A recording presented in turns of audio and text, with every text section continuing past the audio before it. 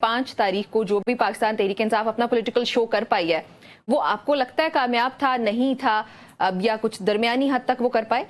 I think आपके सवाल का जवाब तो आपने अपनी स्टेटमेंट में दे दिया, क्योंकि आपने कहा जो भी शो वो कर पाए हैं, तो हमें सबको पता है कि वो कुछ भी नहीं कर पाए। अच्छा, शोर शराबा, चीखना चिल्लाना, सोशल मीडिया पे पोस्ट डालना, ये तो इनका वतीरा बन चुका है ना। मुझे ये बताएं कि क्या genuinely was there a good turn out? मैंने तो नहीं देखा। मैं तो पिंडी इस्लामाबाद में इतना अमन शांति तो शायद धरने के जलसे के बगैर वाले दिनों में नहीं होता जितना सन्नाटा उस दिन था।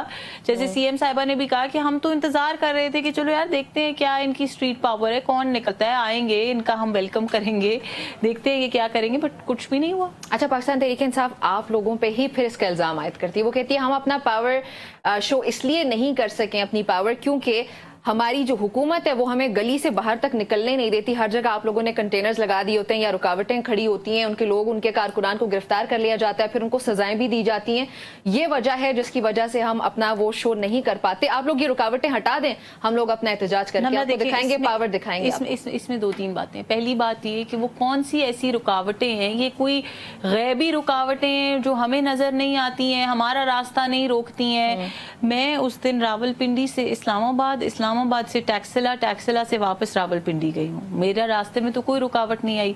ये कौन सी गैबी रुकावटें हैं जो 5 अगस्त को हर जलसे धरने वाले दिन सिर्फ पीटीआई वालों का रास्ता रोकती हैं? और दूसरी बात, आप तो इनकलाब लाने निकले हैं, आप तो कहते हैं हम तो तख्ता पलटने निकले हैं, 5 अगस्त का दिन जो है वो फैसला कुन दिन होगा। तो इनकलाब तो रुकावटें तो बहुत छोटी सी बात है। इनकलाब में तो लोगों ने अपनी जानें गंवाई, इनकलाब लाने के लिए तो लोग अपना सब कुछ कुर्बान कर देते हैं। या तो ये कह देना कि इनकलाब का नारा हमारा झूठा है और हम बस एक थोड़ा सा शुगल मेला करने के लिए सड़कों पे निकल आते हैं जब हमें कोई ऐसी जगह मिलती है। वो एक ज़माने में लालिक चौक पे इनका एक बड़ा जो है वो अब मैं कॉन्सर्ट कहूँ या क्या कहूँ, वो चला करता था इलेक्शन के ख़िलाफ़, इलेक्शन रिगिंग के ख़िलाफ़ ये धरना दिया करते थे। वहाँ पे पिज़्ज़ाज़ की भी डिलीवरी होती थी, वहाँ पे KFC भी आ रहा होता था, फिर जो कुछ डी चौक में होता रहा वो भी हम सब ने देखा।